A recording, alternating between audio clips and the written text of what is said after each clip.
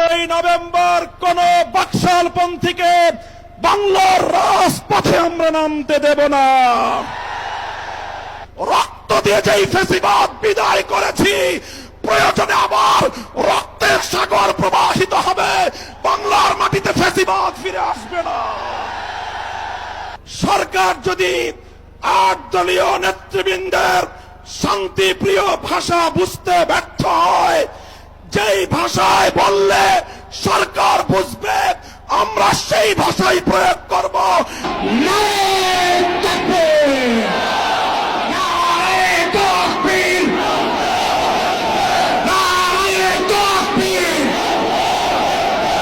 জাতীয় সংসদ নির্বাচনের পূর্বেই গণভোটের মাধ্যমে জুলাই সনদকে চূড়ান্ত আইনি ভিত্তি প্রদান করতে হবে। দেখতে পাচ্ছি বাংলাদেশ আজ 2 ভাগে বিভক্ত। এক ভাগ 72-এর বাকশালপন্থী, আরেক ভাগ জুলাইয়ের বিপ্লবপন্থী। আজ বাংলাদেশের প্রতিটি রাজনৈতিক দল এবং পক্ষের কাছে আমার সুস্পষ্ট জিজ্ঞাসা, সবাই যার যার অবস্থান পরিষ্কার করুন। হয় আপনি জুলাই বিপ্লবের পক্ষপাতী, আর না হয় আপনি 72-এর বাকশালপন্থী। 72-এর পরাজিত বাকশালপন্থীরা আগামী 13ই নভেম্বর বাংলাদেশের বিরুদ্ধে লকডাউনের নামে যুদ্ধের ঘোষণা দিয়েছে।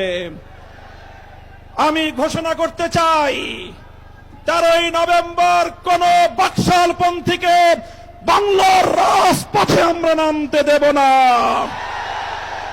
যদি কেউ নামবার অপচেষ্টা চালায়, আমরা তাদেরকে রাজপথে মোকাবেলা করব ইনশাআল্লাহ। সংগ্রামী সাথী ও বন্ধুগণ, 2024-এর জুলাই বিপ্লব সহস্রাধিক তাজা প্রাণের রক্তের বিনিময়ে অর্জিত এই বিপ্লব। এই বিপ্লবের ভিত্তিতে আগামী বাংলাদেশ পরিচালিত হওয়ার জন্যই ঐক্যমতের ভিত্তিতে জুলাই সনদ প্রণীত হয়েছে। এই জুলাই সনদ কোন কাগজে সনদ হিসেবে আমরা দেখতে চাই না। জুলাই সনদকে আমরা আগামীর বাংলাদেশের রূপরেখা হিসেবে দেখতে চাই। এজন্য আমরা 8 দলের পক্ষ থেকে বলেছি, অনতিবিলম্বে জুলাই সনদকে সরকারি আদেশের মাধ্যমে এর প্রাথমিক আইনি ভিত্তি প্রদান করতে হবে। এরপরে আগামী 13শ জাতীয় সংসদ নির্বাচনের পূর্বেই গণভোটের মাধ্যমে জুলাই সনদকে চূড়ান্ত আইনি ভিত্তি প্রদান করতে হবে। এর ব্যত্যয় হলে জুলাই বিপ্লবপন্থীরা বরদাস্ত করবে না, সেটা মানবে না। আমরা সুস্পষ্ট ঘোষণা দিতে চাই, আমাদের জুলাই যোদ্ধাদের, জুলাইয়ের বিপ্লবে শাহাদাত বরণকারী বীর শহীদদের রক্ত মারিয়ে জুলাই বিপ্লবের, জুলাই সনদ বাস্তবায়নের গণভোট ছাড়া বাংলার মাটিতে আমরা আর কোনো কিছুই হতে দেব না।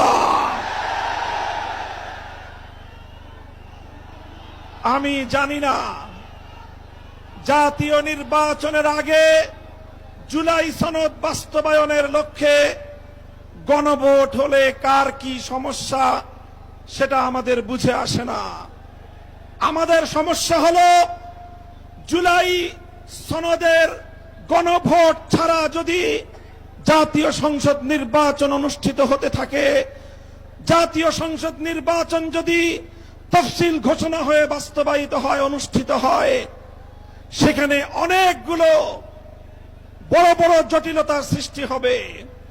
তার মধ্যে অন্যতম একটি হলো, দ্বিকক্ষ বিশিষ্ট জাতীয় সংসদের উচ্চ কক্ষ কিভাবে গঠিত হবে, কিভাবে রাজনৈতিক দলগুলো তাদের নির্বাচনী ম্যানিফেস্টো তৈরি করবে, জাতির সামনে তারা তাদের উচ্চ কক্ষের 100 সদস্যের তালিকা কিভাবে প্রকাশ করবে, এই সকল বিষয়ের কোনো সদুত্তর তাদের কাছে নাই। যারা জুলাই সনদের গণভোট জাতীয় সংসদ নির্বাচনের আগে অনুষ্ঠানের ক্ষেত্রে বিরোধিতা করছেন, আমরা তাদের সমস্যার কথা জানতে চাই। কোনো যুক্তি নাই, কোনো যুক্তি নাই। তারা জুলাই সনদের বাস্তবায়নকে ঠেকিয়ে দিয়ে বাংলাদেশে আবার ফ্যাসিবাদ কায়েম করবার ষড়যন্ত্র করছে। পরিষ্কার ঘোষণা করি, রক্ত দিয়ে যেই ফ্যাসিবাদ বিদায় করেছি, প্রয়োজনে আবার রক্তের সাগর প্রবাহিত হবে, বাংলার মাটিতে ফ্যাসিবাদ ফিরে আসবে না।